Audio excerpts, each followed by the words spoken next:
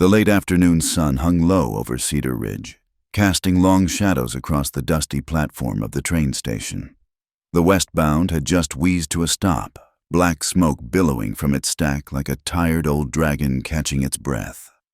Margaret Sullivan stood at the top of the passenger car steps, clutching a small terrier to her chest with one arm while the other gripped a carpet bag that had seen better days. She was not what the townsfolk had expected. "Lord have mercy," whispered Mrs. Abigail Foster, the banker's wife, fanning herself despite the October chill. "Is that the mail-order bride Thomas Morrison sent for?" "Can't be," muttered her companion, Miss Prudence Wright, the milliner's daughter. "Thomas said she was comely, said her photograph showed a right pretty thing, but there was no denying it." The woman descending the train steps was Margaret Sullivan of Philadelphia, and she bore little resemblance to whatever image had been sent months ago. Her traveling dress, once navy blue, had faded to the color of old dishwater. The fabric strained across her full figure, and dust had settled into every fold and seam. Her brown hair, pinned up in what must have been a tidy arrangement 3 days ago, now hung in tired wisps around a round face flushed from the journey. The little dog in her arms, a scraggly thing with wiry gray fur, let out a nervous whine as Margaret's boot touched the platform. She steadied herself, squaring her shoulders against the weight of 24 stairs. "That's her, all right," said Jake Henderson, the station master, checking his manifest. "Says right here, M. Sullivan, Philadelphia. 1 trunk, 1 carpet bag, 1 dog." The crowd that had gathered, as crowds always did when the weekly train arrived, began to murmur. In a town like Cedar Ridge, population 300 souls, a mail-order bride was news. A mail-order bride who looked like this was scandal. Margaret's eyes swept the platform, searching. She had memorized Thomas Morrison's last letter, could recite it word for word. "I'll be there when your train arrives, my dear Margaret. Look for a tall man in a brown hat with a red band. That'll be me." But there was no tall man. No brown hat. No Thomas. "Perhaps he's been delayed," she said quietly to the station master, trying to keep the tremor from her voice. "Mr. Thomas Morrison, do you know where I might find him?"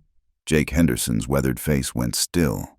He removed his cap, worried the brim between his fingers. "Ma'am, that is to say..." He glanced helplessly at the crowd, as if someone might rescue him from this duty. It was Reverend Coleman who stepped forward, his black coat dusty from his walk to the station.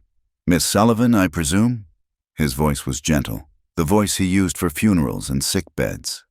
"I'm afraid I bear difficult news. Thomas Morrison. There was an accident, 5 days past. A horse threw him out near Devil's Canyon." The words seemed to come from very far away. Margaret's arms tightened around Chester, her little dog, her only friend on the long journey west. "An accident? He didn't survive, ma'am. We buried him Tuesday last." The platform tilted. Or perhaps it was Margaret who swayed.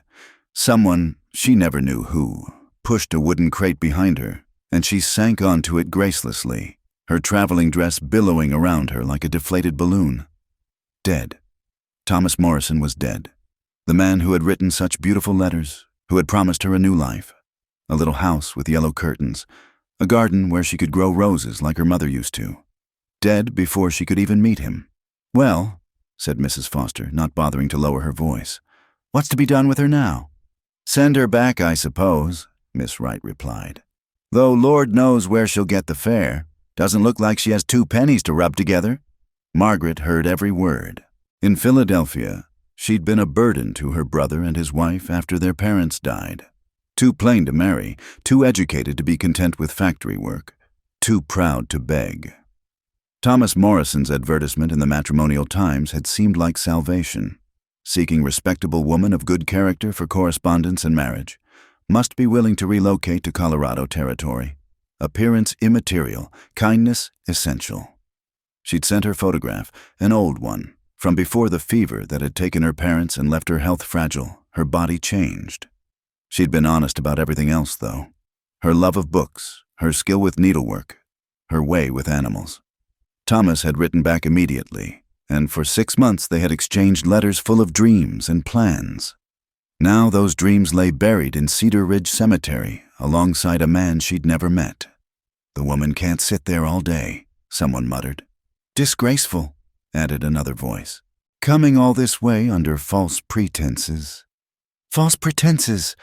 Margaret's head snapped up, her gray eyes flashing. "I beg your pardon?" Mrs. Foster sniffed. "Well, you clearly misrepresented yourself. Poor Thomas, God rest his soul, was expecting a bride, not what?" Margaret stood slowly, Chester still clutched to her chest. Not a woman who traveled 3,000 miles to marry a man who valued kindness over appearance. Not someone who sold everything she owned for train fare because she believed in the promise of a new life. Her voice carried across the platform, silencing the whispers. Even the wind seemed to pause. "Thomas Morrison knew exactly who I was," she continued, chin raised.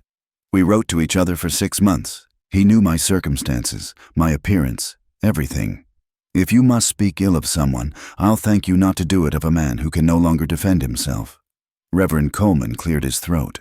Now, let's all remember our Christian charity. Miss Sullivan has suffered a terrible shock. Is there perhaps a boarding house where she might stay until arrangements can be made?" "Mrs. Hutchins's place is full up," someone called out. "Cattle drivers came through yesterday." "The hotel, then?" the Reverend suggested.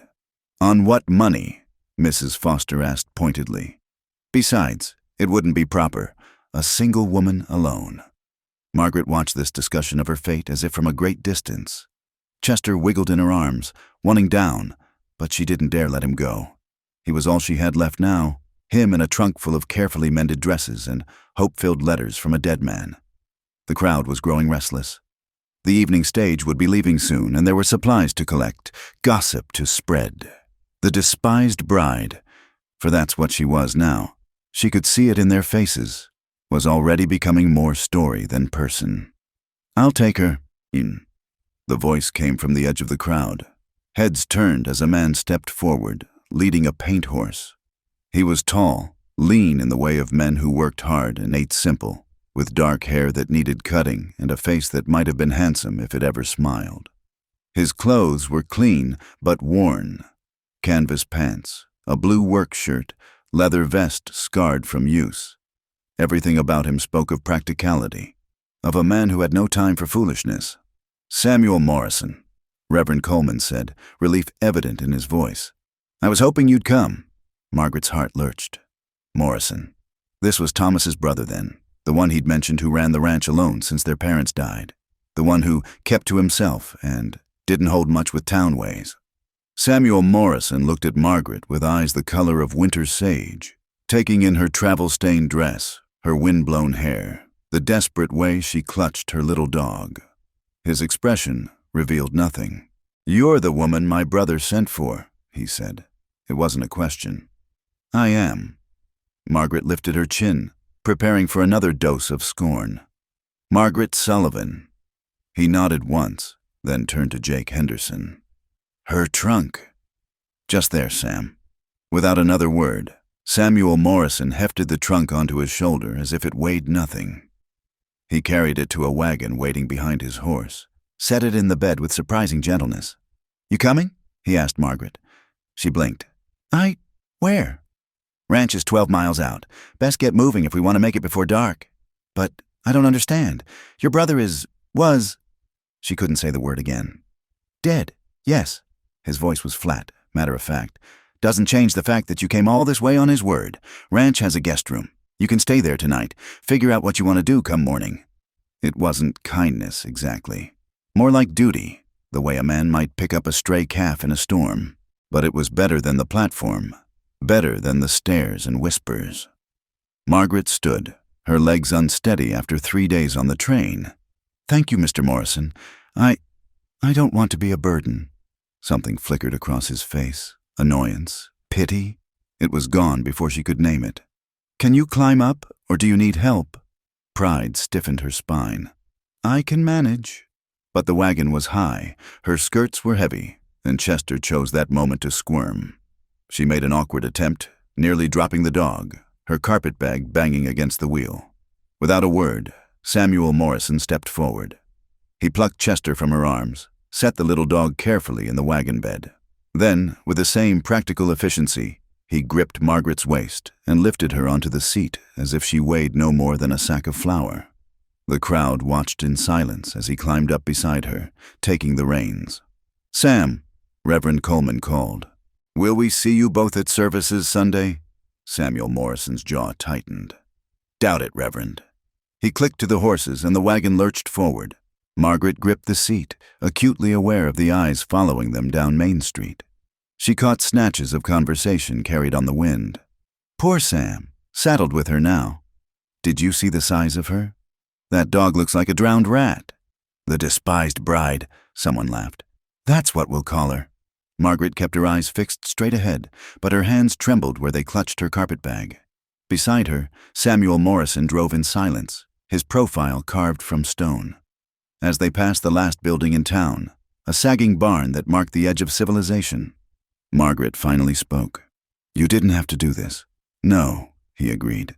"I didn't." "Then why?" He was quiet so long she thought he wouldn't answer. Then, "Thomas wrote about you. Every letter for 6 months, nothing but Margaret this, Margaret that. How you could recite poetry and bake apple pie and train dogs to dance. How you made him laugh." His hands tightened on the reins. He was happy. Happier than I'd seen him since the folks died. Figured the least I could do was offer you a roof for a night. Margaret's eyes burned with tears she refused to shed. Not here, not in front of this stone-faced stranger. "He told me about you too," she said softly. "Said you were the best horseman in 3 counties. Said you could track a butterfly through a blizzard if you had a mind to." Samuel made a sound that might have been a laugh if it hadn't been so bitter. Thomas always did see the best in folks. They rode in silence after that, the wagon wheels creaking a lonely rhythm. Chester curled up in the wagon bed, exhausted from the journey. The sun sank lower, painting the mountains crimson and gold. Somewhere in the distance, a coyote howled. Margaret Sullivan, the despised bride, rolled toward an uncertain future with a man who didn't want her there, carrying nothing but a trunk full of memories and a broken heart. She'd come west for love and found only gravestone. But she was here now, 3,000 miles from everything she'd known, with nowhere else to go. The prairie stretched endlessly before them, brown grass rippling like an ocean in the wind. And Margaret, despite everything, felt a tiny spark of something that might have been hope. After all, she'd come this far.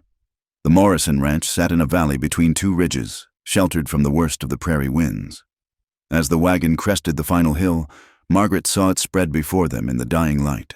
A main house of weathered timber, a barn that had seen better days, a few outbuildings scattered like afterthoughts. Smoke rose from the chimney, the only sign of warmth in that vast, empty landscape. Samuel Morrison had spoken perhaps 10 words during the 2-hour journey. Margaret had given up attempting conversation after her 3rd unanswered question about the local weather. Now, as they rolled into the yard, she felt the full weight of her situation settle upon her shoulders like a lead blanket. "House is there," Samuel said unnecessarily, nodding toward the main building. "Guest rooms at the back, privies behind the house, wells by the kitchen door." He pulled the wagon up near the porch, set the brake, and climbed down without ceremony. Margaret gathered her skirts, preparing for another graceless descent, but he was already there, reaching up with the same impersonal efficiency he'd shown in town. His hands were firm on her waist, lowering her to the ground as if she were a piece of freight to be unloaded. Chester jumped down after her, immediately beginning to investigate this new territory with his tail high and curious. "Chester," Margaret called softly, "stay close." The little dog ignored her, as he often did, trotting toward the barn with great interest. "He always mind that well?" Samuel asked dryly, hefting her trunk from the wagon bed. "He has an independent spirit," Margaret replied, defensiveness creeping into her voice. "He's quite intelligent, actually. He can— Open the door, would you?" She pressed her lips together and did as asked. The house smelled of wood smoke and coffee, leather and the faint mustiness of a place lived in by one person who didn't much care for airing things out. It was clean enough, she supposed, but bare. No curtains on the windows, no rugs on the floors, no pictures on the walls. Just the necessary furniture and a coldness that had nothing to do with temperature. Samuel carried her trunk down a narrow hallway to a room at the back. It was small but adequate. A bed with a faded quilt, a washstand, a single chair. A window looked out toward the mountains, now purple shadows against the darkening sky. "This was my mother's sewing room," he said, setting the trunk at the foot of the bed. "Haven't had cause to use it since she passed?" "When was that?" Margaret asked gently. 3 years. His voice suggested the topic was closed. "There's stew on the stove if you're hungry. Help yourself. I've got stock to tend." He turned to leave, but Margaret's voice stopped him. "Mr. Morrison?" He paused in the doorway, not turning around. "What am I to do tomorrow?" His shoulders tensed. "That's for you to figure, Miss Sullivan. I said you could stay the night. Come morning, we'll see about getting you back to town. Maybe someone heading east can take you to the railway station in Pueblo." "I have no money for passage home." "Then I guess you'll need to figure something else." He still wouldn't look at her. "Maybe the Reverend can take up a collection." The idea of being a charity case, of having those sneering faces from the platform pass around a hat for the despised bride, made Margaret's stomach turn. "I can work," she said quickly. "I can cook, clean, mend. I kept house for my brother's family in Philadelphia. I don't need a housekeeper." His voice was flat, final. "And I sure don't need—" He stopped himself, but Margaret could fill in the rest. He didn't need a woman here, especially not one his brother had sent for, especially not one who looked like her. "I understand," she said quietly. He left without another word. A moment later, she heard the front door close with more force than necessary. Margaret sank onto the bed, suddenly exhausted. The quilt smelled of lavender and dust, as if someone had tucked sachets in the chest where it was stored and then forgotten about them. She thought of Thomas's letters, how he'd written about his mother's quilts, her garden, her apple pie. This room had been hers, this quilt made by her hands. A woman now 3 years dead, like the son who'd wanted to bring Margaret here. A scratching at the door roused her. Chester had found his way inside and now wanted her attention. She let him in, and he immediately jumped on the bed, circling 3 times before settling against her hip. "Well, boy," she murmured, stroking his wiry fur, "we've gotten ourselves into quite a situation, haven't we?" Chester's response was to yawn widely and close his eyes. Margaret knew she should go eat something. The smell of stew was making her stomach growl, but the thought of venturing into Samuel Morrison's kitchen felt like trespassing. Still, she'd eaten nothing since the stale biscuit and coffee at the last station stop this morning. Pride was a luxury she couldn't afford. The kitchen was as spare as the rest of the house. A large stove dominated one wall, a scarred wooden table sat in the middle, and shelves held a basic collection of dishes and supplies. The stew pot simmered on the back of the stove. Margaret found a bowl and spoon, served herself, and sat at the table to eat. It was good chunks of beef and vegetables in rich gravy, seasoned with herbs she couldn't identify. Either Samuel Morrison could cook, or someone had taught him well. She was halfway through the bowl when the door opened, and he returned, bringing with him the scent of horses and hay. He stopped short at seeing her there, as if he'd forgotten she existed. "I'm sorry," Margaret began, starting to rise. "I should have waited." "Sit down." He moved to the stove, filled his own bowl. "I said help yourself, didn't I?" They ate in silence, the only sound the clink of spoons against pottery. Margaret noticed his hands scarred from work, one finger bent at an odd angle as if it had been broken and healed wrong. He ate methodically, like a man who viewed food as fuel, nothing more. "This is very good," she ventured. He grunted, which she took as acknowledgement. "Did you make it yourself?" "Who else would—" She fell silent again. This was worse than the wagon ride. At least there, the scenery had provided distraction. Here, in the lamplight, she was acutely aware of every sound, every movement, of how her dress pulled tight when she lifted her spoon, of how he steadfastly avoided looking at her. When he finished, he stood and carried his bowl to the dry sink. "I rise at 4:30, he said, his back to her. "I'll take you to town after morning chores. Should get you there by noon." "All right." He started to leave, then paused. "Your dog. He stays inside tonight. Coyotes have been bold lately." It was the closest thing to concern he'd shown. "Thank you. I'll keep him with me." Samuel nodded and left. Margaret heard his boots on the stairs, a door closing somewhere above. She finished her stew, washed both bowls carefully, and banked the stove fire the way her mother had taught her. Everything exactly as she'd found it, as if she'd never been there at all. Back in the small room, she unpacked only what she'd need for the night. No point in settling in. She'd be gone tomorrow, somehow. Perhaps she could find work in town. Surely someone needed a seamstress or a teacher or something. Anything but going back to Philadelphia, to her brother's disapproving wife, in their cramped apartment where she'd been nothing but another mouth to feed. She changed into her nightgown, a practical flannel thing that had seen too many washings. Chester curled at her feet as she sat on the bed, brushing out her hair. In the mirror above the washstand, she caught sight of herself and quickly looked away. No wonder Samuel Morrison couldn't bear to look at her. No wonder the whole town had stared and whispered. She'd been pretty once, before the fever. Not beautiful, but pleasant enough. Slim and neat, with bright eyes and quick smile. But the illness that had taken her parents had left its mark on her too. The weight that wouldn't leave no matter how little she ate. The tired look that never quite left her face. The way her body had betrayed her, becoming something soft and heavy and wrong. Thomas hadn't cared. His letters had been full of plans and dreams, never once mentioning appearance after that first exchange of photographs. "What matters is a kind heart," he'd written. Someone to share the burdens and the blessings. But Thomas was dead, and his brother clearly didn't share his philosophy. A sound from somewhere in the house made her freeze, footsteps above, pacing, back and forth, like a caged animal. She thought of Samuel Morrison up there, probably wishing he'd left her at the station, counting the hours until he could be rid of her. The footsteps stopped. The house settled into silence. Margaret blew out the lamp and lay down fully dressed. She'd sleep on top of the covers.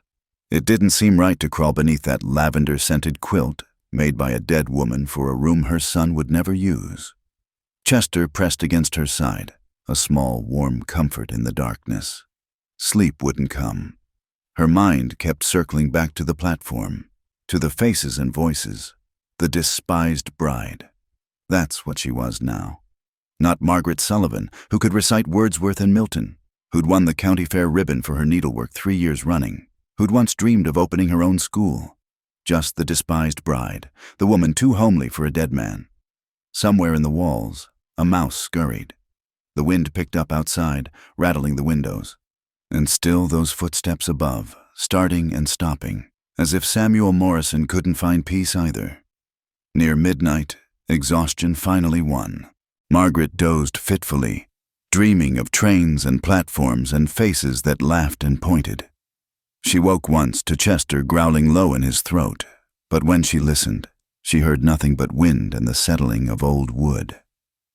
Morning came too soon, announced by the sound of boots on the stairs. 4:30, just as he'd said. Margaret rose, splashed cold water on her face, and tried to make herself presentable. Her traveling dress was beyond help, but it was all she had that was suitable for town. She pinned up her hair, pinched her cheeks for color, and wondered why she bothered. The kitchen was warm, the stove already stoked. Coffee perked on the back burner, and the smell made her stomach clench with hunger. Samuel sat at the table, a cup before him, studying what looked like ledgers by lamplight. He glanced up when she entered, then immediately backed down. "Coffee's ready." "Thank you." She poured herself a cup, added the small amount of sugar she found in a bowl. No cream, apparently. "Is there anything I can make for breakfast?" "I don't eat breakfast." "Oh." She sipped her coffee, unsure whether to sit or stand. Chester solved the problem by trotting in and going straight to Samuel, tail wagging. "Your dog's an optimist," Samuel said dryly, as Chester put his paws on his knee, begging for attention. "He likes everyone." Margaret called Chester back, embarrassed. "I'm sorry, Chester, come here." But Samuel was already scratching behind the dog's ears, his face softening just a fraction. "Had a dog like this when I was a boy. Terrier mix, best ratter in the county." It was the most personal thing he'd said. Margaret ventured, "Chester's quite good with mice. My landlady in Philadelphia said, She stopped. Samuel had withdrawn his hand, his face closing off again. Whatever moment had existed was gone. "I'll be ready to leave in an hour," he said, standing. "Best pack your things." He left Chester whining after him. Margaret finished her coffee in solitude, then returned to pack her meager belonging. Everything fit too easily back in the trunk, as if her presence here had made no impression at all. She was sitting on the porch with Chester when Samuel brought the wagon around. The sunrise painted the mountains gold and rose, beautiful enough to break her heart. She dreamed of mornings like this, waking beside Thomas, building a life in this vast, wild country. Instead, she was leaving before she'd even arrived. Samuel loaded her trunk without comment, but when he turned to help her into the wagon, he paused, frowning. "What's wrong?" she asked. He shook his head, jaw tight. "Nothing. Let's go." But he didn't move, just stood there, one hand on the wagon wheel, staring at nothing, or perhaps at everything. The mountains, the awakening prairie, the house where he lived alone with his ghosts. "Mr. Morrison?" "He loved this place," Samuel said suddenly. "Thomas loved it like our father did. Always talking about improvements, about building something that would last. Had it all planned out, where the new barn would go, how he'd expand the garden, where his children would play." His voice roughened. "Wouldn't shut up about it, drove me half mad with his dreaming." Margaret's throat tightened. "He wrote about those dreams. They were beautiful. Dreams." Samuel spat the word like it tasted bitter. "Dreams don't mend fences or bring in hay. Dreams don't keep cattle from freezing or wells from running dry. Dreams are what get men killed, making them careless." "Is that what happened? He was careless?" Samuel's hand clenched on the wagon wheel. "He was riding fence in Devil's Canyon. Horse spooked at a rattler. Any other day Thomas would have kept his seat, but his mind was elsewhere, probably composing another letter to you in his head." The accusation in his tone was unmistakable. Margaret felt it like a physical blow. "You blame me." "I blame—" He stopped, breathing hard. "I blame a lot of things, Miss Sullivan, none of them worth discussing." He reached to help her up, but Margaret stepped back. "No." "What?" "I said no. I won't go to town just to be stared at and pitied and made into a scandal for their entertainment. I won't go back to Philadelphia to be a burden again. I came here to work, Mr. Morrison, to build something. If not with Thomas, then—" She lifted her chin. "Then I'll find another way. There is no other way. This is cattle country, Miss Sullivan. It's no place for someone like me?" She laughed, sharp and bitter. "Yes, I gathered that from the welcoming committee yesterday. But I'm here, and I have skills, and I'll be damned if I'll—" She caught herself, modified her language. "I'll be darned if I'll run away just because I'm not what anyone expected." Samuel stared at her like she'd grown a second head. "You can't stay here." "I'm not asking to stay here. I'm asking for time to find another solution. A day or two to inquire about work in town. I can pay for my keep. I'll cook, clean, whatever you need. Just, please." Her voice cracked on the last word. "I've come too far to give up now." The morning stretched between them, full of bird song and possibility, and the weight of unspoken things. Samuel Morrison looked at her, really looked at her for the first time. Not at her body or her plain face, but at her, the woman who'd traveled 3,000 miles on a promise, who'd stood up to the town gossips, who was standing up to him now, trembling but determined. "The house needs cleaning," he said finally, "and I'm tired of my own cooking." Margaret blinked. What? 3 days, he said. "You can stay 3 days. Cook, clean, whatever you think needs doing. After that, you find other arrangements, and you stay out of my way." He turned and walked back toward the barn, leaving Margaret standing beside the loaded wagon in the morning light. "Well," she said to Chester, who was busy investigating a beetle, "I suppose that's something. 3 days. It wasn't much, but it was more than she'd had 5 minutes ago. She could work miracles in 3 days if she had to. And somehow, looking at that stark house against the endless sky, Margaret Sullivan thought she just might have to. Margaret Sullivan had cleaned houses before, but nothing quite like the Morrison Ranch. It wasn't filthy. Samuel kept things functional, but it had the particular neglect of a place where no one had truly lived for years. Dust gathered in corners like forgotten memories. Windows clouded with the residue of seasons passing unnoticed. The whole house felt like it was holding its breath, waiting for something that would never come. She started in the kitchen, the heart of any home. By noon of her first day, she'd scrubbed every surface until it gleamed, reorganized the shelves with the logic a working man could follow, and had bread rising and soup simmering. The familiar rhythms of housework steadied her nerves, gave her purpose. Chester proved surprisingly helpful, alerting her to a mouse nest behind the stove and a collection of spiders that had taken up residence in the pantry. His excited barking brought Samuel in from the barn, and he found Margaret standing on a chair, brandishing a broom at a particularly large spider.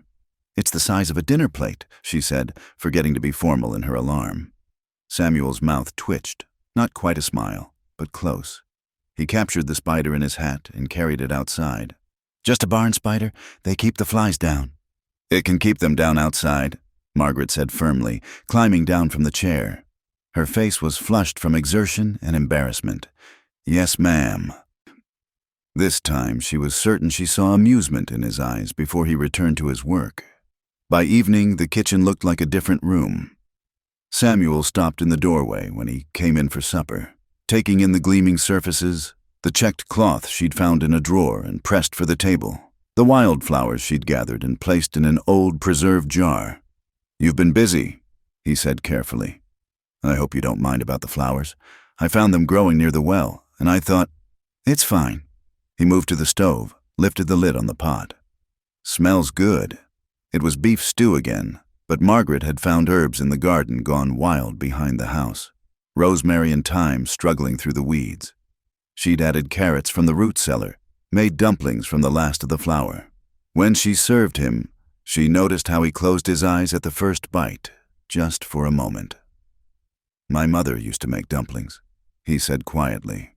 "Would you like me to leave the recipe for after I'm gone?" He looked up sharply, as if he'd forgotten her situation. "That won't be necessary." They ate in silence after that, but it was a different kind of silence than before. Less hostile, more cautious, like two wild animals learning to share the same space. The second day, Margaret tackled the main room. She beat rugs, washed windows, polished the few pieces of furniture until they glowed.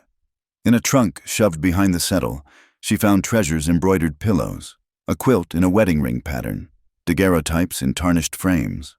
She hesitated over these, unsure if she was overstepping. "Those were my mother's." She jumped, not having heard Samuel enter. He stood looking at the items spread on the floor, his face unreadable. "I'm sorry. I shouldn't have—" "No, it's—" He picked up one of the photographs, a stern-faced man and a gentle-looking woman, with two young boys between them. "I packed these away after she died. Couldn't bear to look at them." "That's you and Thomas?" He nodded. "I was 12. He was 8. Pa had just bought this land. Ma cried for 3 days when she saw it. Nothing but grass and sky far as you could see. Thought she'd made a terrible mistake. But she hadn't. No, she came to love it. Said the sunsets made up for everything else." He set the photograph down carefully. "Do what you think best with these things." He left before she could respond. Margaret sat surrounded by the remnants of other lives, understanding suddenly that she wasn't the only one dealing with loss. The difference was, she'd lost a dream. Samuel had lost the reality. She put the photographs on the mantel, arranged the pillows on the settle, spread the wedding ring quilt over the back of a chair where the morning light would catch it. The room began to look like a place where people might actually live, rather than just exist. That evening, Samuel brought fresh venison from a hunting trip. Margaret had found a recipe book in a kitchen drawer, pages spotted and notes in the margins in a feminine hand. Following Mrs. Morrison's instructions, she made venison steaks with a wine reduction sauce, using some cooking wine she'd discovered hidden behind the vinegar. "This is—" Samuel paused, searching for words. "This is very fine, Miss Sullivan." "Margaret," she said impulsively, "if I'm to be here even for just one more day, you might as well call me Margaret." He considered this. "Samuel, then, though Sam is what most call me. Thomas called you Samuel in his letters. Thomas was formal like that, proper. Ma taught him his manners young, and they stuck." Sam cut another piece of meat, chewed thoughtfully. "He wrote about your cooking. Said you could make a feast from scraps. He was kind to say so. I learned from necessity mostly. When you have little, you learn to make it stretch. Practical skill. He approved, she could tell. Too many women come west expecting to maintain Eastern standards. They don't last. And what makes a woman last out here, do you think? He looked at her directly then, those sage green eyes serious. Grit, adaptability, the ability to find beauty in hard places, and he hesitated. And the wisdom to know when to bend so you don't break. It was the longest speech she'd heard from him. Margaret wondered if he was thinking of his mother, who'd cried for 3 days, then learned to love the sunsets. Chester chose that moment to emerge from wherever he'd been napping, stretching elaborately before padding over to Sam's chair. Without being asked, Sam reached down and scratched the little dog's head. "He's taken to you," Margaret observed. "Dogs are good judges of character." Sam's hand stilled. Thomas would have spoiled him rotten, always too soft-hearted with animals. There are worse faults in a man. Not out here. Soft hearts get you killed. Get others killed too. The bitterness was back, sharp as alkali. Margaret knew better than to push. She'd learned that much about Samuel Morrison. He'd give you glimpses of the man beneath the stone, but only on his terms. The third day dawned gray and restless, wind rattling the windows. Margaret woke with a sense of urgency. This was her last day. Tomorrow she'd need to leave, go to town, find some other arrangement. The thought made her stomach knot.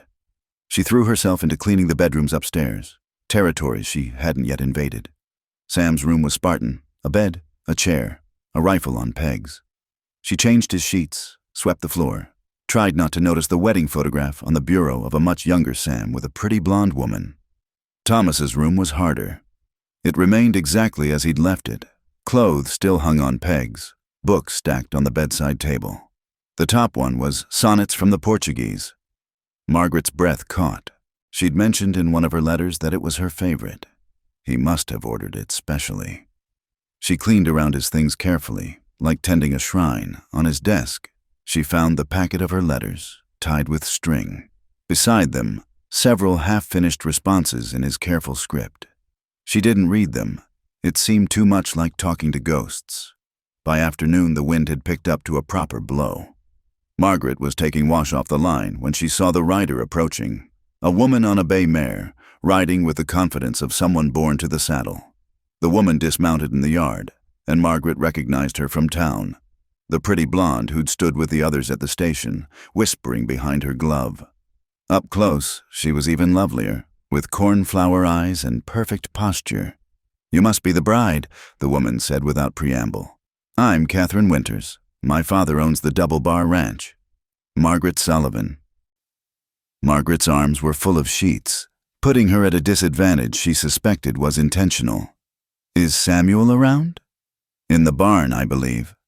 Catherine's gaze swept over Margaret, taking in the simple work dress, the wisps of hair escaping from her bun, the redness of her hands from lye soap.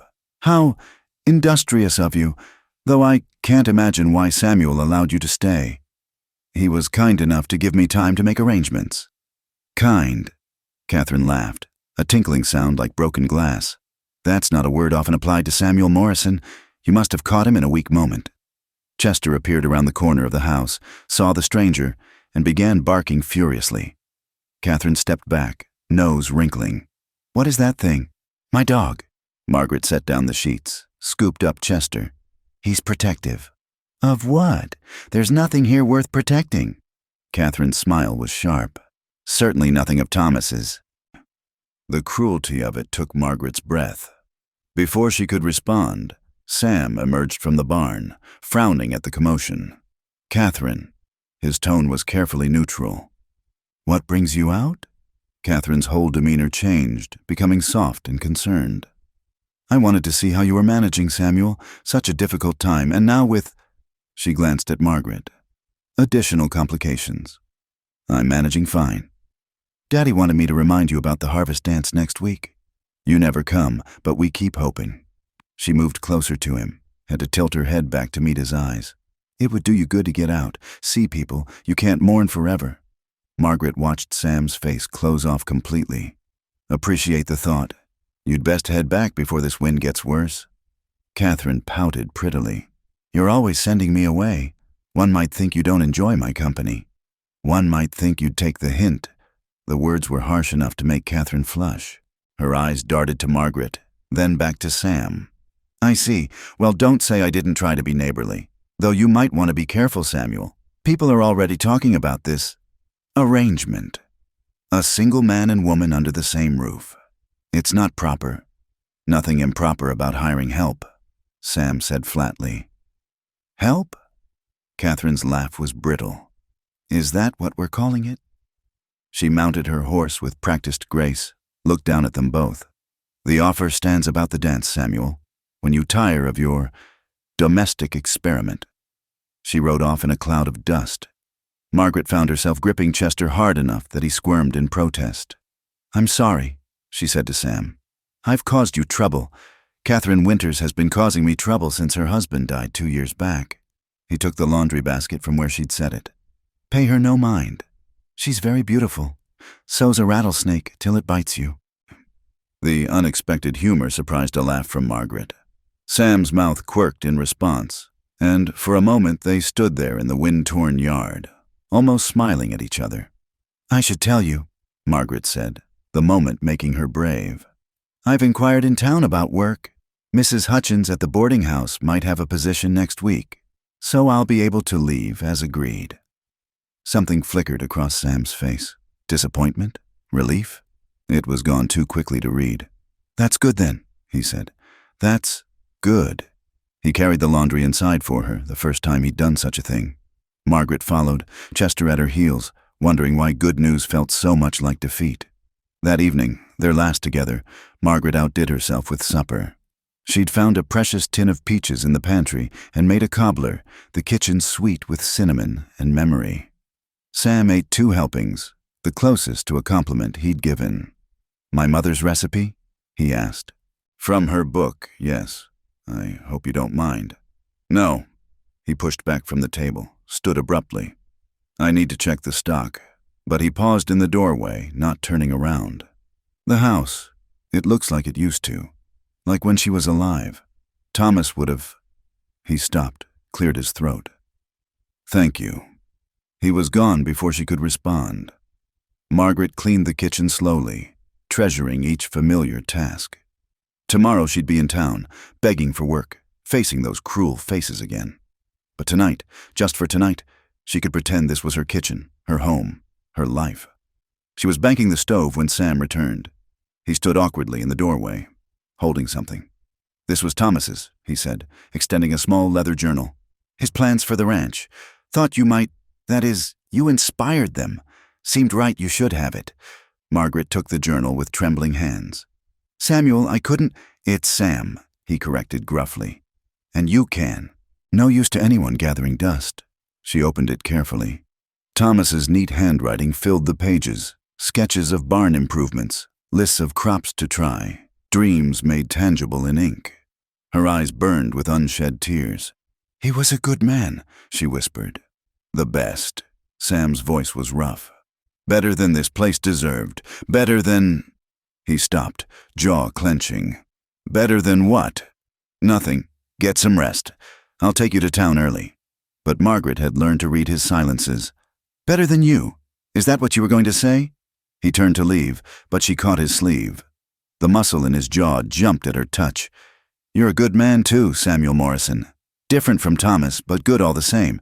This ranch, these 3 days, you've shown me more kindness than anyone since my parents died. Don't think I don't know what it cost you. He looked down at her hand on his arm, then up at her face. For a moment, the stone mask slipped entirely. She saw grief there, and loneliness, and something else, something warm and surprised, and terribly fragile. Margaret, he said, and her name in his rough voice did strange things to her insides. Then Chester barked at something outside, breaking the spell. Sam stepped back, the mask sliding back into place.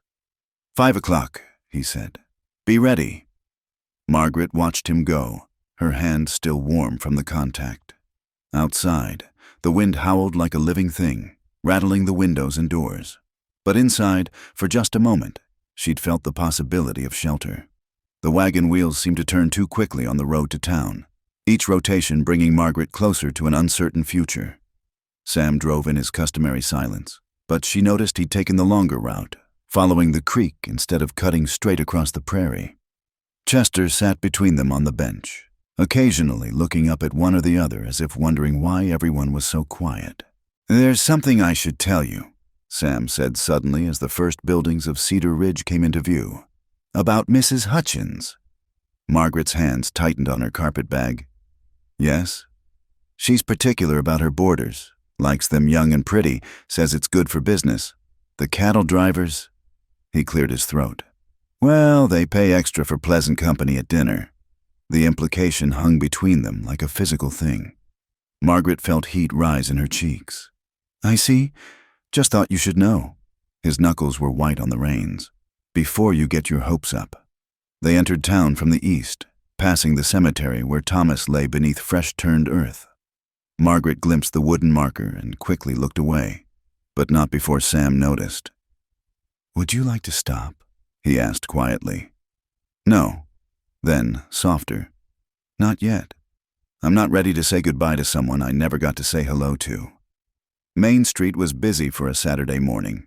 Ranchers in town for supplies, wives doing their marketing, children darting between wagons, and everyone, it seemed, stopped to stare as Sam's wagon rolled past. "Look, it's the despised bride," Margaret heard someone whisper. Still here after all. Bold as brass, riding beside him like that. Poor Sam. Thomas not even cold in his grave. Sam's jaw tightened with each comment, but he kept his eyes forward. It was Margaret who finally had enough. When Mrs. Foster emerged from the mercantile and fixed them with her disapproving glare, Margaret smiled and waved cheerfully. "Good morning, Mrs. Foster. Lovely day, isn't it?"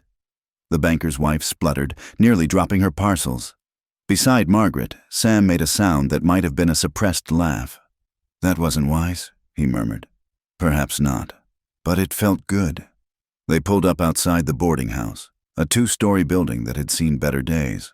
The paint was peeling and one shutter hung at a drunken angle. Mrs. Hutchins herself stood on the porch, arms crossed over her ample bosom. She was a hard-faced woman of 50, with hair dyed an unlikely shade of red and a calculating look in her eyes. "Mr. Morrison?" she said, ignoring Margaret entirely. "Come about the position, have you?" Sam climbed down, came around to help Margaret from the wagon. His hands lingered on her waist a moment longer than necessary. "Miss Sullivan is interested in the job you advertised." Mrs. Hutchins finally looked at Margaret, her gaze traveling from her sensible bonnet to her worn boots. "Is she now?" Her lip curled. "I'm afraid there's been a misunderstanding. The position has been filled." "Since yesterday?" Margaret asked. "When I sent my inquiry, you said—" "Things change." Mrs. Hutchins smiled unpleasantly. "A more suitable candidate presented herself this morning. You understand." Margaret understood perfectly. She opened her mouth to respond, but Sam beat her to it. "Then we'll try elsewhere." His hand was firm on her elbow, steering her back toward the wagon. "Good day, Mrs. Hutchins. Now, just a minute, Samuel Morrison." The boarding house keeper descended the steps, batting her false eyelashes. "There's no need to be hasty. I might have something for you. That ranch of yours must get awful lonely. A handsome man like you, all alone. I could—" "No." The word was flat, final. "Thank you." He practically lifted Margaret back onto the wagon seat, climbed up beside her, and drove off without a backward glance. Mrs. Hutchins stood in the street, face red with indignation. "Well," Margaret said after a moment, "that went well." Sam snorted. "Welcome to Cedar Ridge Society. Come on, we'll try the hotel." But the hotel owner took one look at Margaret and suddenly remembered he'd promised the job to his cousin's daughter. The mercantile wasn't hiring. The restaurant already had a cook.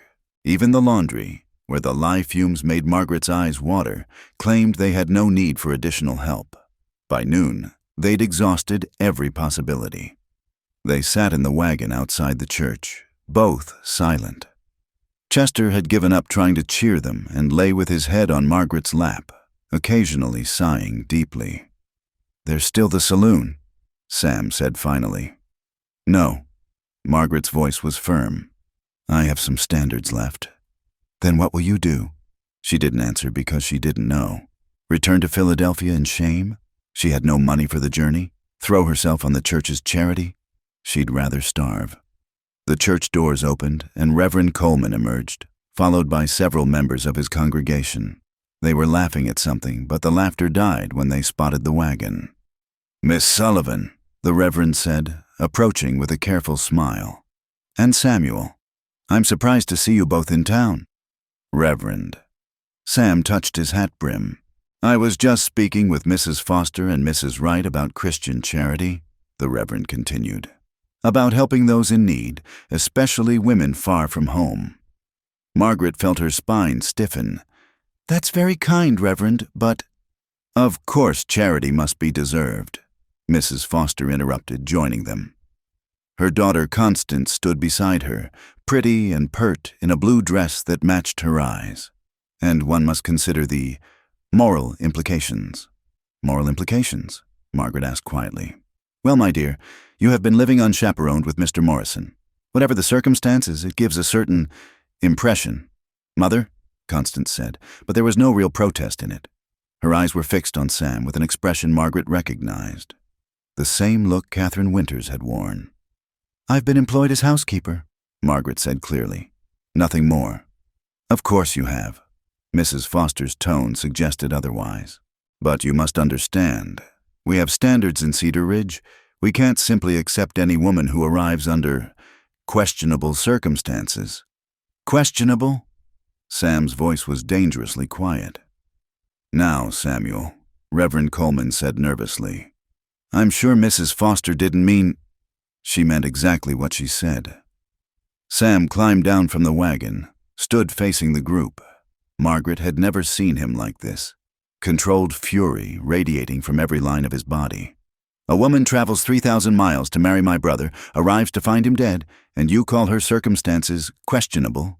We're only thinking of propriety, Miss Wright piped up. What will people say? They'll say what they always say, whatever makes them feel superior. Sam's eyes swept the group. You stand here preaching charity while turning away a decent woman who's asked for nothing but honest work. You should be ashamed. How dare you? Mrs. Foster began.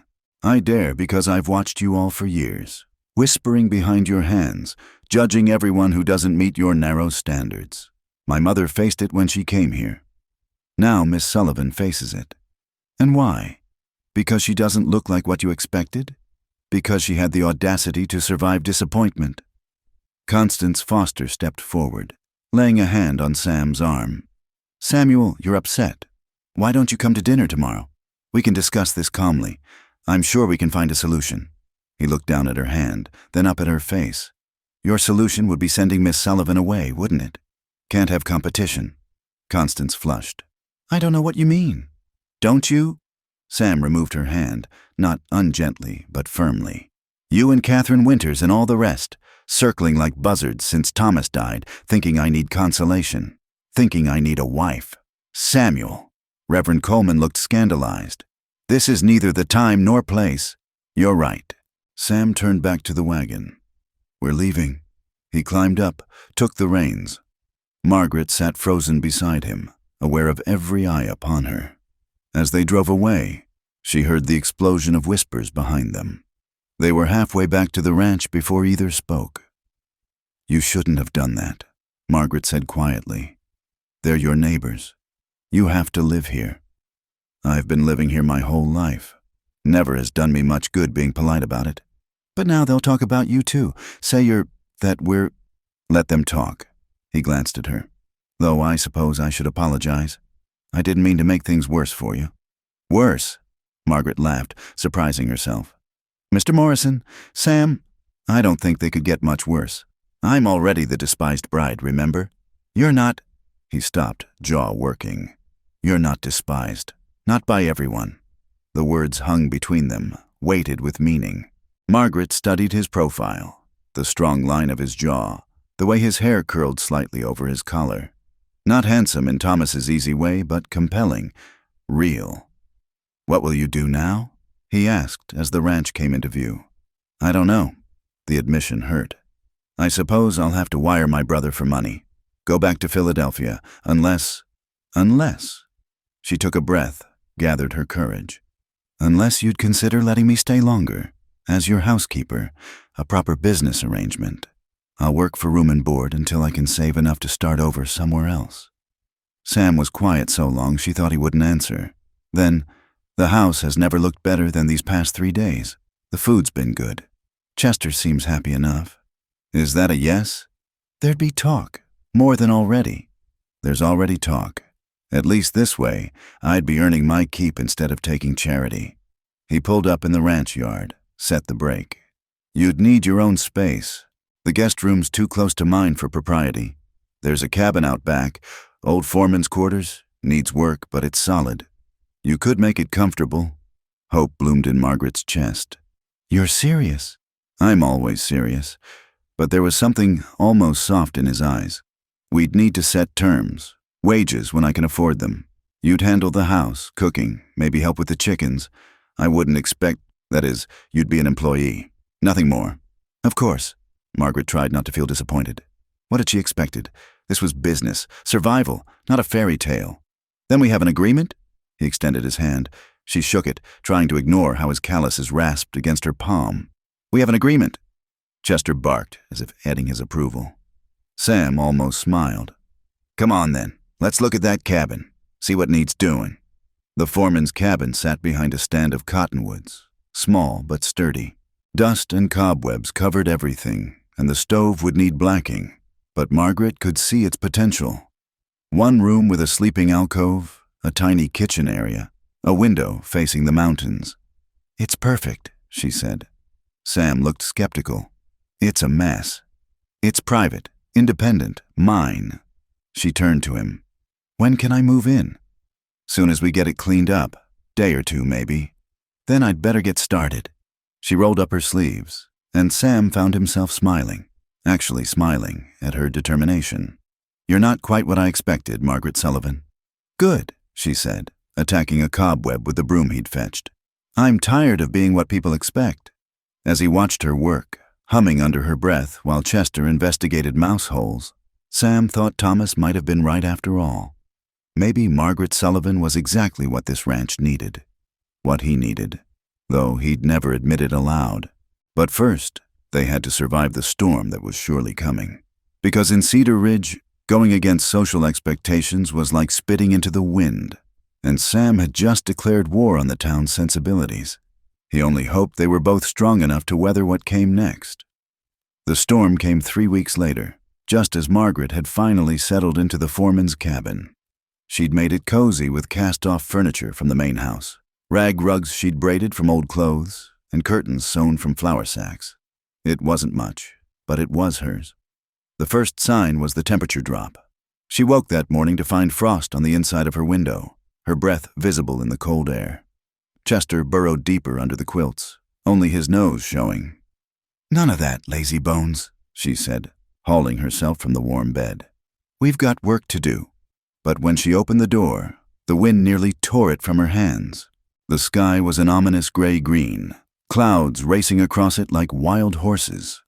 She'd learned enough about Colorado weather to know what that meant. She hurried to the main house, Chester struggling against the wind at her heels. Sam was already in the kitchen, coffee brewing, his face grim as he stared out the window. Blizzard coming, he said without preamble. Big one, from the look of it. We need to get the stock secured. What can I do? He glanced at her, seemed about to protest, then nodded.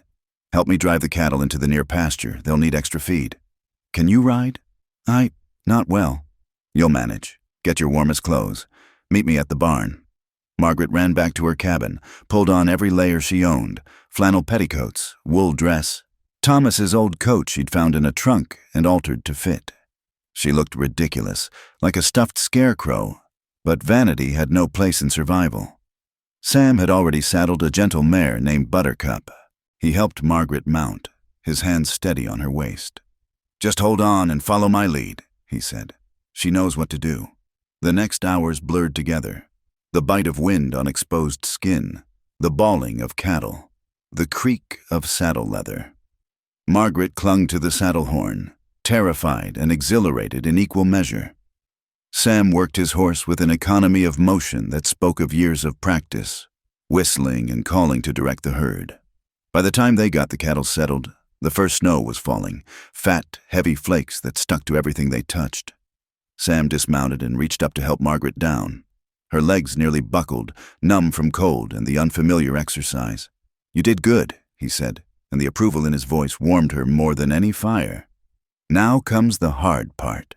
They spent the rest of the day in frantic preparation. Sam chopped wood while Margaret filled every available container with water. They moved what supplies they could from the outer buildings, secured shutters, brought in the chickens to the enclosed coop attached to the barn. "Your cabin won't hold in this," Sam said, as the wind began to howl in earnest. "You'll need to stay in the main house until it passes." Margaret wanted to protest. They'd been so careful about propriety these past weeks. But the wind was already strong enough to make walking difficult, and the snow was falling sideways. "Just until it passes," she agreed. They made it inside just as the full force of the storm hit. The house shook under the assault, windows rattling in their frames. Margaret had never experienced anything like it, the sheer rage of nature unleashed. "How long will it last?" she asked, feeding more wood into the stove. "No telling. Could be hours, could be days." Sam was checking the windows, making sure they were secure. "We've supplies enough, just have to wait it out." The first night was almost cozy. Margaret made a hearty stew from the beef and vegetables they'd stockpiled. They ate by lamplight while the storm raged outside. Chester curled between them like a small, hairy chaperone. "Tell me about winters here," Margaret said, trying to distract herself from the howling wind. "Are they all like this?" "Not all, but we get a few big storms each year. Pa lost half his herd our first winter. Nearly broke him." Sam stared into his coffee cup. "Ma wanted to go back east after that, but Pa was stubborn, said Morrison land was worth fighting for." "Was he right?" Sam looked up at her. "Some days I wonder. When Thomas was alive, I thought, well, it doesn't matter now." "You thought what?" He was quiet so long she thought he wouldn't answer. "Then, I thought maybe we could build something lasting. Him with his dreams and me with the work. Balance each other out. Now." He shrugged. "Now you have to do both," Margaret said softly. "Dream and work. I'm not much for dreaming." "No? Then why keep the ranch at all? You could sell, go somewhere easier." "Because—" He stopped, frustrated. "Because it's home. Because my parents are buried on that hill. Because Thomas loved it. Because—" He looked at her across the table, lamplight catching the gold flecks in his green eyes. "Because some things are worth the fight, even when you're tired of fighting." The wind gusted hard enough to shake the house, breaking the moment. They cleared the dishes in companionable silence. Then Sam showed Margaret to Thomas's old room. "I'll take the couch downstairs," he said. "If you need anything—" "I'll be fine." She hesitated. "Sam, thank you, for today, for letting me help." "You earned your keep." But his voice was warm. "Get some rest." Margaret lay in Thomas's bed. She couldn't think of it any other way, listening to the storm. The house creaked and groaned like a ship at sea. Somewhere in the walls, mice scurried for warmth. Chester pressed against her side, trembling slightly at each gust. She must have dozed, because she woke to a tremendous crash, glass breaking, Chester barking frantically. She stumbled from bed, grabbed the lamp, and hurried downstairs. Sam was already in the main room, snow swirling through a broken window. A branch from the big cottonwood had punched through, bringing wind and snow with it. "Get back!" he shouted over the howling gale. But Margaret was already moving, grabbing a tablecloth to help block the hole. Together they fought the branch back out, Sam holding a piece of boarding while Margaret handed him nails. The wind tried to tear the wood from his hands, but he muscled it into place, hammering with fierce concentration. When it was done, they stood panting in the sudden relative quiet. Snow dusted Sam's hair and shoulders. A cut on his hand bled freely. "You're hurt," Margaret said. "It's nothing. It's not nothing." She led him to the kitchen, made him sit while she fetched her sewing basket with its medical supplies. He watched her clean the wound, her face intent in the lamplight. "You've done this before," he observed. "My mother was the closest thing to a doctor in our neighborhood. I learned young." She wrapped a clean bandage around his hand, tied it off neatly. "There, try to keep it dry." "Margaret." His voice was odd. She looked up to find him staring at her with an expression she couldn't read. "Your hair." She reached up, felt the tangled mess where her braid had come undone. Snow was melting in it, making it curl wildly. "I must look a fright." "No." The word came out rough. "No, you don't." They stared at each other, the air between them suddenly charged with something that had nothing to do with the storm. Margaret became acutely aware of how close they were sitting, of the warmth radiating from his body, of the way his eyes had gone dark. "I should," she began. "Yes," he agreed, but neither moved. Chester chose that moment to wedge himself between them, whining for attention. The spell broke. Margaret stood quickly, nearly knocking over the chair. "I'll just check on the stove," she said. "I'll check the other windows." They retreated to opposite sides of the house, but the awareness lingered. Margaret fed the stove with shaking hands. What was wrong with her? This was her employer, her protector out of duty and nothing more. She couldn't afford to complicate things with feelings. The storm raged for 2 more days. They fell into a rhythm tending fires, melting snow for water, playing cards by lamplight when the darkness pressed too close. Sam taught her cribbage. She taught him to play chess with a set she found in Thomas's room. "You're better at this than I expected," he said on their 3rd game, when she nearly had him in checkmate. "Women can think strategically too, you know." "I'm learning that." On the 2nd night, with the wind howling like demons, Sam brought out a fiddle. "I didn't know you played," Margaret said, surprised. "Haven't in years, but the quiet's too loud, if that makes sense." She knew exactly what he meant. The storm created a strange isolation, as if they were the only 2 people left in the world. Sam tuned the instrument, then began to play, simple melodies at first, then more complex ones. Mountain songs, folk tunes, even a waltz that made Margaret's feet itch to dance. "My mother loved that one," he said. "Made Pa dance with her every Christmas, right here in this room. It's beautiful. Can you dance?" Yes, my father taught me." Sam set down the fiddle, stood, and offered his hand with formal courtesy. "Miss Sullivan, may I have this waltz?" She knew she should refuse. But the storm had created a world outside normal rules, and she found herself accepting. He hummed the melody as they danced, his hand warm on her waist, careful to maintain proper distance. Margaret had danced with men before, awkward boys at church socials, her brother's friends who pitied the spinster's sister. But never like this. Never with someone who moved with such surprising grace, who looked at her like she was worth looking at. "I misjudged you," Sam said quietly as they turned. "When you first came, you thought I was a burden, another problem to solve." "Yes." His honesty didn't sting as it might have. "I was wrong. He seemed to struggle for words. "You're stronger than you look, braver. You faced down a blizzard today like you were born to it. I was terrified, but you didn't let it stop you. That's what courage is." They'd stopped dancing but hadn't let go. Margaret looked up at him, saw something in his face that made her heart race. He was leaning closer, and she was letting him, and a log crashed in the stove, sending up a shower of sparks. They jumped apart like guilty children. "It's late," Margaret said breathlessly. "I should—" "Yes, good night." She fled upstairs, Chester at her heels, and spent the rest of the night staring at the ceiling, replaying that almost moment over and over. The 3rd morning dawned clear and still. The storm had blown itself out, leaving a world transformed. Snow drifted to the eaves in some places, while other spots were scoured bare. The mountains gleamed like crystal in the distance. Sam was already outside when Margaret came down, checking on the animals. She watched from the window as he waded through hip-deep snow, tossing hay to the cattle. He moved with purpose, but she caught him glancing toward the house. When he came in, cheeks red from cold, she had coffee and breakfast waiting. "Lost a few chickens," he reported.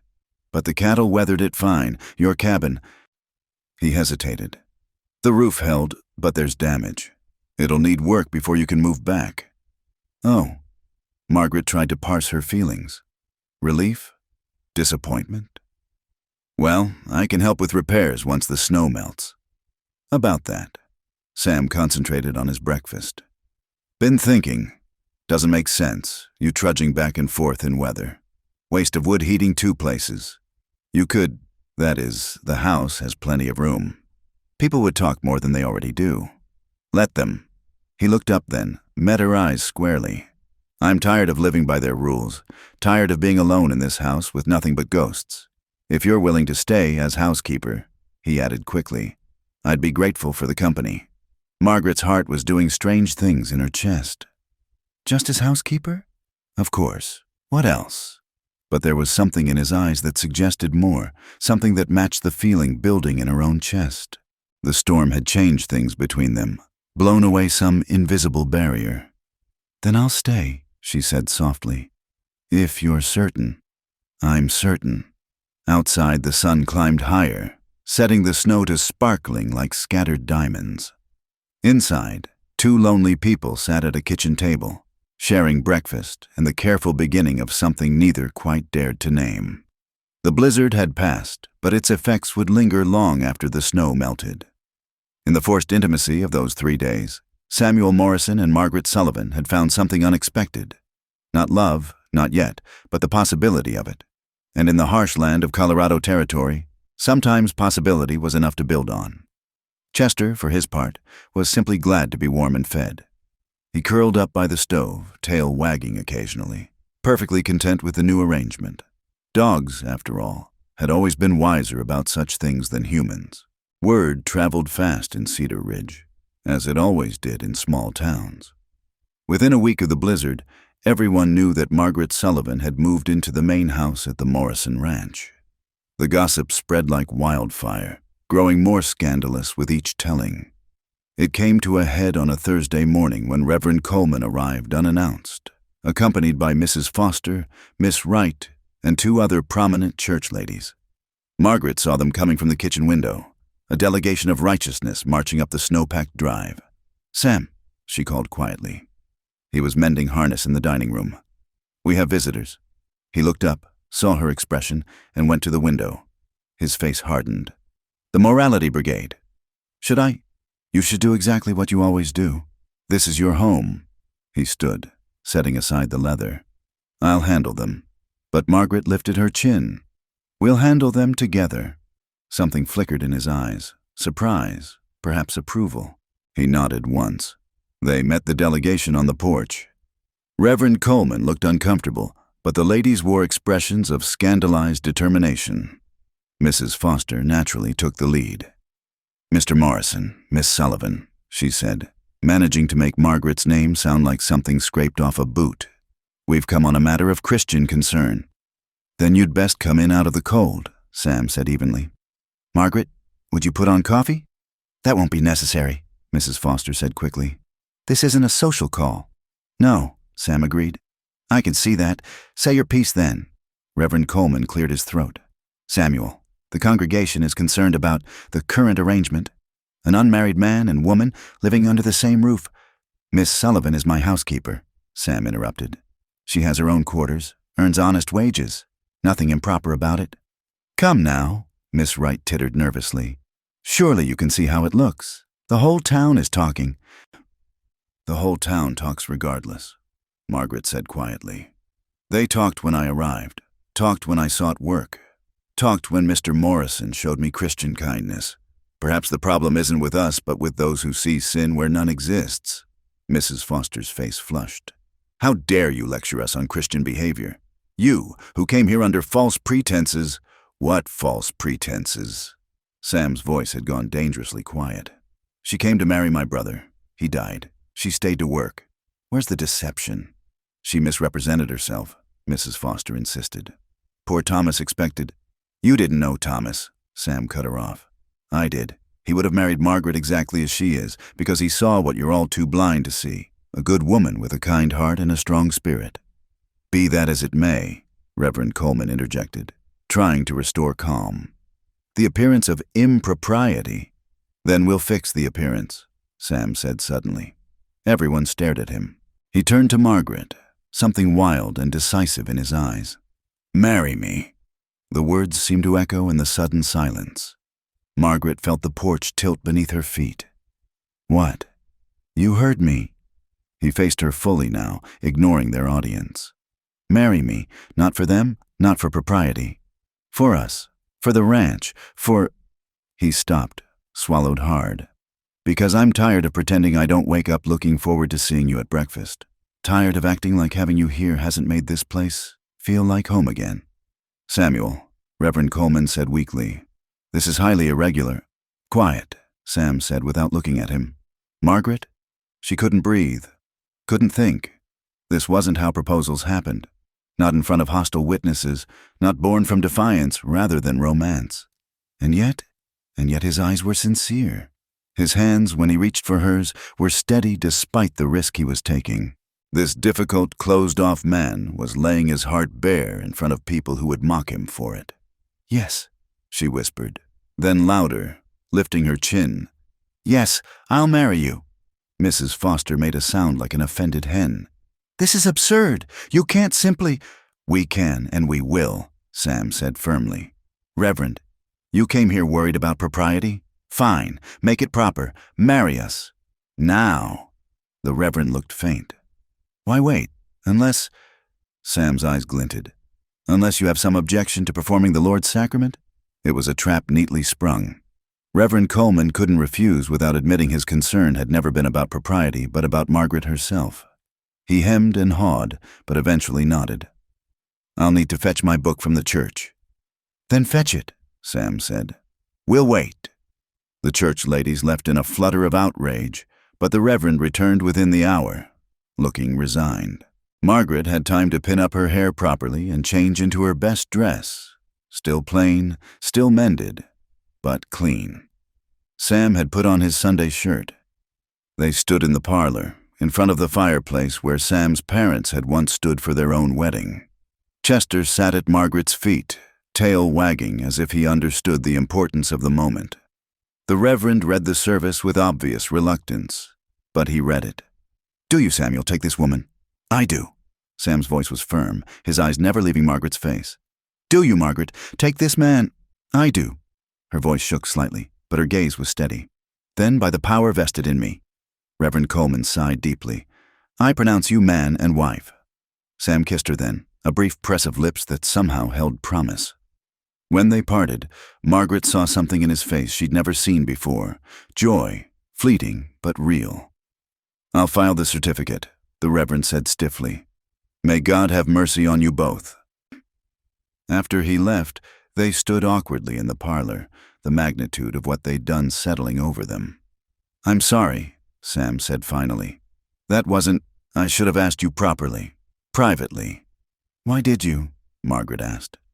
"Really?" He was quiet for a long moment. "Because when they attacked you, I realized something. I've been alone so long I'd forgotten what it felt like to want to protect someone, to have someone worth protecting." He met her eyes. "And because I meant what I said. These past weeks, having you here, it's been like watching the sun rise after a long night." Margaret's eyes filled with tears. "Oh, Sam, I know I'm not Thomas. I'm not romantic or gentle or—" She stopped him with a hand on his arm. "You're you. That's enough." He covered her hand with his. "We'll make this work. I promise. It won't be a marriage in name only, but I won't rush you either. We'll take our time, build something real." "I'd like that." The news of their sudden marriage spread through Cedar Ridge like wildfire. Some were scandalized. Others, remembering Sam's fierce defense of Margaret, were oddly approving. But the couple at the Morrison Ranch paid little attention to town gossip. They settled into a new rhythm. Margaret moved her things into the main bedroom. Sam insisted, taking the smaller room for himself, "Until you're comfortable." They shared meals, shared chores, shared quiet evenings by the fire. Slowly, carefully, they began sharing more. 2 weeks after their marriage, Margaret found Sam in the barn, brushing down his horse with unusual vigor. "What's wrong?" she asked. He glanced at her, jaw tight. "Ran into Catherine Winters in town. She had some things to say about our marriage." Margaret could imagine. "And And I told her she could take her opinions and—" He stopped, moderated his language. "I told her to mind her own business. That must have gone well." Despite his mood, Sam's mouth quirked. She turned an interesting shade of purple. Margaret laughed, and after a moment, Sam joined her. It felt good to laugh together, to face the world's disapproval as a team. "I have something for you," he said suddenly, reaching into his pocket. "I know we did things backward, but—" He pulled out a simple gold band. It was my mother's.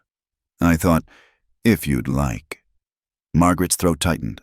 "Oh, Sam, it's perfect." He slipped it onto her finger, his hands gentle. "I'm not good with words like Thomas was, but I want you to know, I'm glad you stayed. Glad you said yes." "So am I," she whispered. That night, for the first time, Margaret knocked on Sam's door. "The bed's too big," she said simply. "Too cold." He looked at her for a long moment, then held open the covers. She slipped in beside him, Chester jumping up to curl at their feet. They lay carefully apart at first, but during the night, they drifted together. Margaret woke to find Sam's arm around her waist, her head on his shoulder. It felt like coming home. A month later, Reverend Coleman arrived again, this time alone and looking genuinely troubled. "I owe you both an apology," he said, hat in hand. "I let the town's prejudices guide me instead of God's word. You've proved everyone wrong, showing what a true Christian marriage should be, built on respect, kindness, and genuine affection." Sam was inclined to send him away, but Margaret touched his arm. "Thank you, Reverend. That means a great deal. The congregation, some of them would like to welcome you properly. If you'd consider coming to services—" Margaret looked at Sam, let him decide. He sighed. "We'll think about it." They did attend eventually. Faced with the reality of their obvious happiness, even the strongest critics gradually quieted. Margaret's warm nature won over the children first, then their mothers. Sam's protective pride in his wife earned the men's respect. "You did it," Sam murmured one Sunday as they walked home from church. "You conquered Cedar Ridge." "We did it," Margaret corrected. "Together." He stopped walking, turned to face her. "Margaret, I need to tell you something." Her heart stuttered. "What?" "I love you." The words came out rushed, as if he'd been holding them back too long. "I know we married for convenience, but somewhere along the way, I fell in love with you. Your strength, your kindness, the way you hum when you cook, how you've made this house alive again. I love you." Margaret felt tears spill down her cheeks. "I love you too. I think I have for weeks. I just didn't dare hope." He kissed her then, there on the road with the mountains watching. Kissed her like a man who'd found water in the desert. When they finally parted, both were breathless. "Come on, Mrs. Morrison," he said, grinning wider than she'd ever seen. "Let's go home." They walked hand in hand back to the ranch, Chester trotting ahead, tail high. The woman who'd arrived as the despised bride had become the respected wife, proving that sometimes the best things came from the worst circumstances. And in the kitchen that night, as Margaret prepared dinner and Sam played his fiddle, the house filled with music and laughter and love, exactly as Thomas had dreamed it would, just not quite the way he'd imagined. Spring came late to Colorado that year, but when it arrived, it transformed the Morrison Ranch into something from a fairy tale. Wildflowers carpeted the meadows in purple and gold, and the air hummed with new life. Margaret stood in what had been Mrs. Morrison's garden, now restored to neat rows of vegetables and herbs, planning where to put the roses she'd ordered from Denver. "You sure those will grow here?" Sam asked, coming up behind her. He wrapped his arms around her waist, a gesture that had become natural over the winter months. "Your mother grew them," Margaret pointed out, leaning back against his chest. "I found her journal in the attic. She had 3 varieties along the south wall." He pressed a kiss to her temple. "Speaking of the attic, I've been thinking. That space could be converted, made into a proper room. Children need their own spaces." Margaret stilled. They'd been married 6 months now, and while their love had grown deep and true, they'd never discussed children. "Sam." He turned her to face him, his eyes serious. "I know we didn't start this marriage conventionally, but I want everything with you, Margaret. A real family. children to carry on this place. If you want that too. She thought of all the reasons to say no, her age, her health, the harshness of ranch life. Then she thought of a little boy with Sam's green eyes, a little girl with his stubborn chin, and her heart swelled. "I want that too," she whispered. His kiss was answer enough. They decided to renew their vows properly with a real wedding this time, not for the town's sake, but for theirs. Margaret wrote to her brother in Philadelphia, not asking for anything but simply informing him of her marriage. To her surprise, he wrote back with congratulations and a bank draft. A wedding gift, the letter said, and an apology for not believing you could find happiness. The wedding was set for the first Saturday in May. This time, Margaret had a proper dress. Not white, which would have been inappropriate for a widow, but a soft blue that brought out her eyes. Mrs. Henderson from the Mercantile, won over by Margaret's steady kindness, offered to help with the fitting. "You've changed," the older woman said, pinning a hem. "When you first arrived, you looked defeated. Now you glow." "Love will do that," Margaret said simply. "It's more than that. You've grown into yourself, found your place." Mrs. Henderson smiled. "Sam's changed too. Never saw him smile before you came along." The morning of the wedding dawned perfect clear skies, warm breeze, the mountains standing witness in the distance.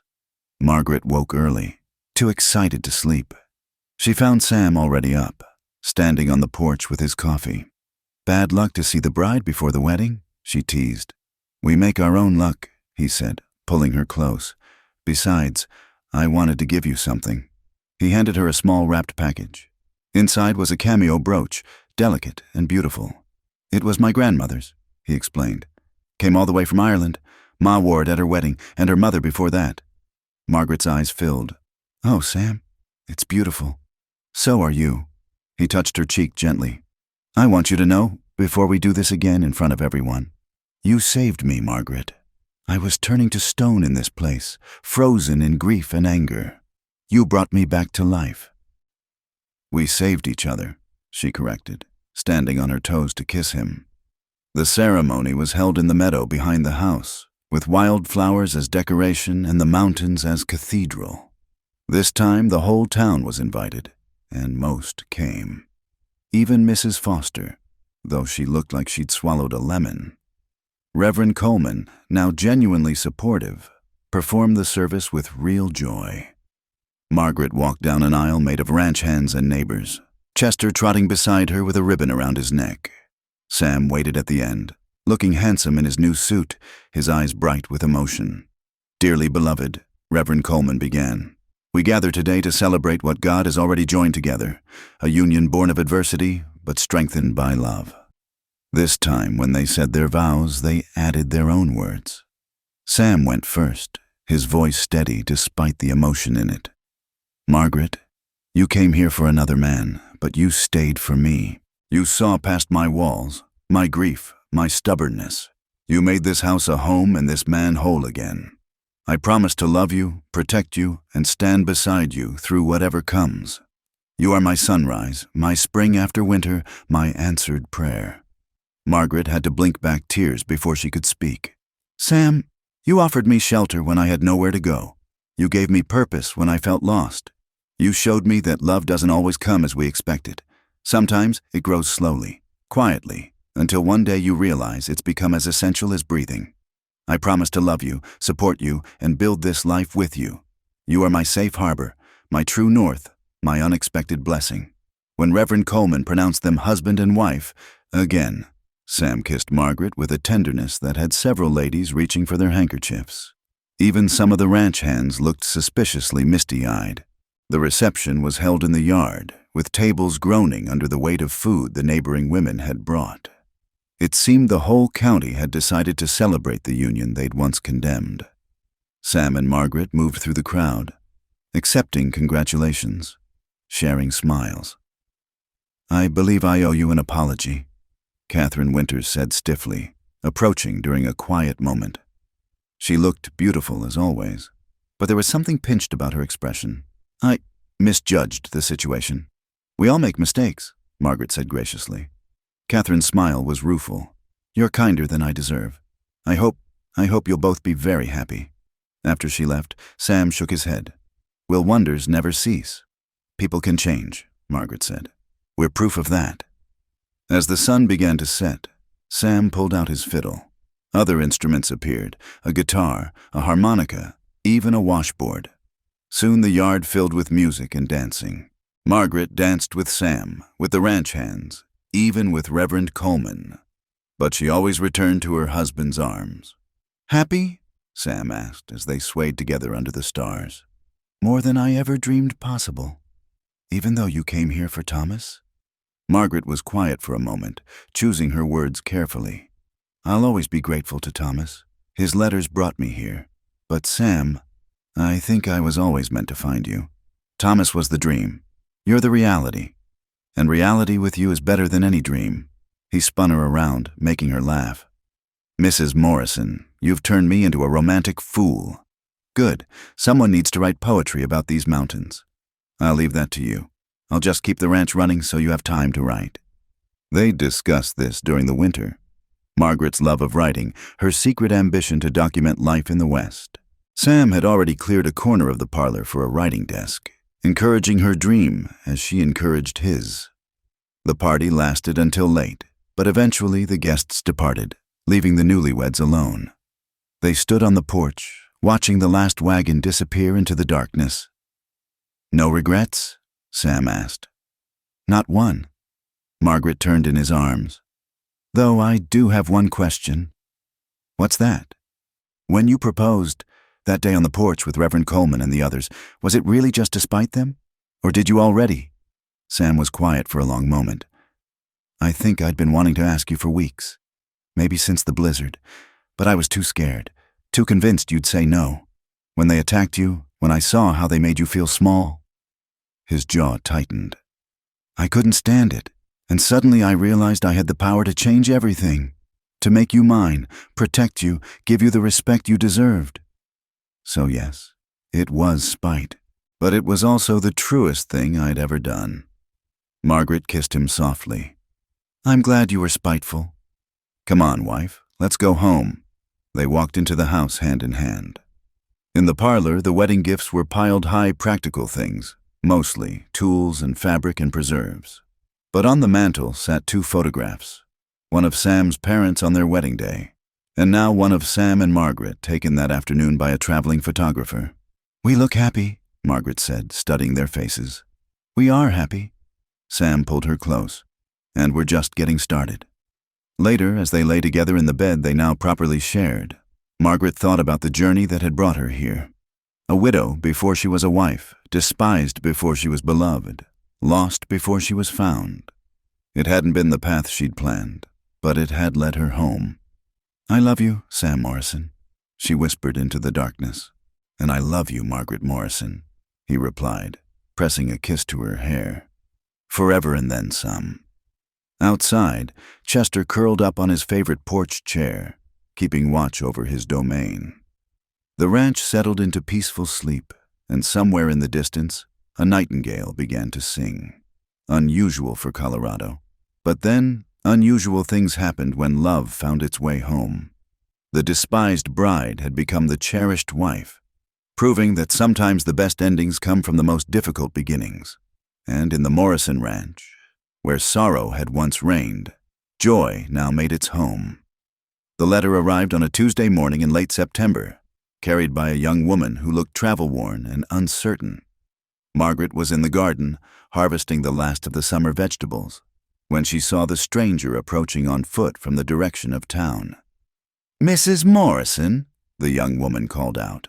She couldn't have been more than 19, with dark hair escaping from beneath a shabby bonnet and clothes that spoke of hard times. Yes? Margaret straightened, one hand going instinctively to her lower back. At 5 months along, her condition was becoming obvious, and her back protested the garden work. My name is Grace Sullivan. Grace Thompson now, I suppose. The girl's voice shook. I'm your niece, your brother James's daughter. Margaret nearly dropped the basket of tomatoes. Grace, little Grace, but you were only 10 when I left Philadelphia. I'm 19 now, Aunt Margaret. Tears spilled down the girl's cheeks. I'm sorry to come like this, without warning, but I didn't know where else to go. Margaret set down her basket and hurried forward, catching the girl as she swayed. Come inside, child. You look ready to drop. In the kitchen, over tea and bread with butter, Grace's story emerged. James had died of influenza the previous winter, followed quickly by his wife. Grace had married hastily, a man who promised security but delivered only cruelty. He drank, Grace said quietly, staring into her teacup. And when he drank, he wasn't kind. When I found your letter and Father's things about your marriage, your new life here, I ran, took what little money I could find and bought a train ticket. Does he know where you've gone? Sam asked. He'd come in from the barn, drawn by the unusual voices. Grace shook her head. I told no one. I remembered Aunt Margaret being so kind when I was small. I hoped. She trailed off, looking lost. Margaret reached across the table, grasped her niece's hand. You did right to come. You'll stay here with us, for as long as you need. Sam nodded agreement.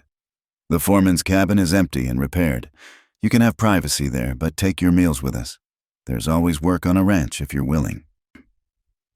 Grace burst into tears, the relieved sobs of someone who'd held fear inside too long. Margaret gathered her close, meeting Sam's eyes over the girl's head. He nodded again, understanding. They'd take this wounded bird under their wing, just as he'd once sheltered Margaret. Within days, Grace had settled into ranch life with an eagerness that spoke of her desperate need for stability. She was quick to learn, eager to help, and gentle with the animals. Chester adopted her immediately, often splitting his time between Margaret and his new friend. She's healing, Margaret observed one evening, watching Grace play with Chester in the yard. Takes time, Sam replied, his arm around Margaret's expanding waist. But this place is good for healing. I should know. October brought the first frost and a revelation. Margaret had noticed Grace's pallor, her morning sickness, the way she turned from certain foods. When she gently confronted her niece, the girl broke down. I'm with child, Grace sobbed. His child. I didn't know when I left, and now, what am I going to do? No decent man will want me. I'll be ruined just like... She stopped, horrified. Just like me? Margaret asked gently. I came here as a mail-order bride to a dead man, remember? The whole town called me the despised bride, but look at me now. She took Grace's hands, placed them on her own rounded belly. We make our own definitions of ruin and redemption out here. You're not ruined. You're a young woman who escaped a bad situation to protect herself and her child. That takes courage. But what will people say? Let them say what they will. We'll tell them you're a widow. Your husband died of fever back east. It's close enough to truth. The man you married is dead to you now. Sam agreed with the plan, his protective instincts extending to Grace as naturally as they had to Margaret. The town, already accustomed to the Morrison Ranch harboring unexpected women, accepted the story with minimal gossip. As autumn progressed, the two pregnant women supported each other through the discomforts and fears. Margaret, further along, could reassure Grace about what to expect. Grace, young and resilient, helped with household tasks that were becoming difficult for Margaret. We're quite a pair, Grace laughed one day, both women working to preserve the last of the garden harvest. The despised bride and the runaway wife. Former despised bride, Margaret corrected with a smile. Now I'm the respected Mrs. Morrison, thank you very much. It was true. The transformation was complete. When Margaret went to town now, women sought her advice on recipes and remedies. Men tipped their hats respectfully. Even Mrs. Foster had been seen purchasing one of Margaret's apple pies at the church bazaar. November brought an early snow and Margaret's labor. It started at dawn, and by noon, Sam was pacing the floor like a caged wolf, while Grace and Mrs. Henderson attended to Margaret upstairs. First babies take time, Mrs. Henderson said calmly. But Sam wasn't calm. He'd lost too much already. Parents, brother. The thought of losing Margaret. She's strong, Grace assured him during one of her trips downstairs for more water. Stronger than she looks. Just before sunset, a cry pierced the air, not Margaret's, but the high, indignant wail of a newborn. Sam took the stairs 3 at a time, bursting into the room to find Margaret propped against pillows, exhausted but radiant, holding a bundle. Come meet your son, she said softly. A son. Sam approached slowly, as if in a dream. The baby was perfect, tiny fists waving, face red with the outrage of being born. When Sam touched one little hand, the baby grasped his finger with surprising strength. "What shall we call him?" Margaret asked. Sam's throat was tight. "Thomas, for the brother who brought you to me." "Thomas James Morrison," Margaret smiled. "For both brothers who led me home." Grace's daughter arrived 2 months later in the depths of January. They named her Hope for what she represented. New beginnings, second chances, the future stretching bright before them. The ranch thrived with new life. Sam built a larger chicken coop to accommodate Grace's growing flock. Margaret's garden expanded, providing not just for the family, but surplus to sell in town. The house rang with baby cries and laughter, Chester appointing himself guardian of both infants. Spring brought unexpected visitors, a lawyer from Denver with papers requiring signatures. "It seems," the lawyer explained, "that a Mr. William Thompson of Philadelphia has died. Fell downstairs in a drunken state. His wife, Grace Thompson, is his only heir." Grace went pale. "I don't want anything from him." "Nevertheless, there's a small inheritance, enough to provide security for you and your daughter." After the lawyer left, Grace sat stunned. "I'm free," she whispered. "Truly free." "You were free the moment you stepped on that train," Margaret said firmly. "This just makes it official." With her small inheritance, Grace could have gone anywhere, started fresh in a bigger city. But when Sam offered to sell her a parcel of land adjoining the ranch, she accepted immediately. "This is home now," she said simply. "For both of us." They built a small house for Grace and Hope, close enough for daily visits but allowing independence. Grace started a business raising chickens and selling eggs, her confidence growing with each passing month. On a warm evening in May, the extended family gathered on the main house porch. Sam played his fiddle while Margaret held Thomas, now crawling everywhere. Grace bounced Hope on her knee, singing along. Chester, showing his age now, dozed contentedly at their feet. "I received interesting news from town today," Sam said during a pause in the music.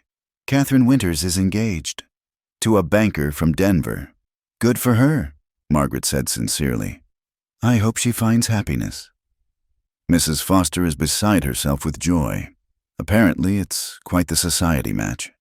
They shared amused glances, remembering when such gossip would have stung. Now it was merely entertainment, distant from their full, rich life. "You know what I've been thinking?" Margaret said suddenly. "We should write it down, all of it, how we came here, what we've built. For the children, so they know their story. The tale of the despised bride," Sam teased. "The tale of the beloved wife," Margaret corrected. "And the cowboy who said stay." Grace raised her teacup. "Two unlikely families and unexpected blessings." "To home," Sam added, pulling Margaret closer. "To love," Margaret finished, "in all its forms." They sat together as the sun set behind the mountains, painting the sky in shades of rose and gold. The ranch spread before them, not just land and buildings, but a sanctuary for wounded hearts, a place where the despised became cherished, where the broken became whole. Chester lifted his graying head, tail wagging as if he too approved of how things had turned out. After all, he'd been there from the beginning, when a scared woman stepped off a train with nothing but hope and a broken heart.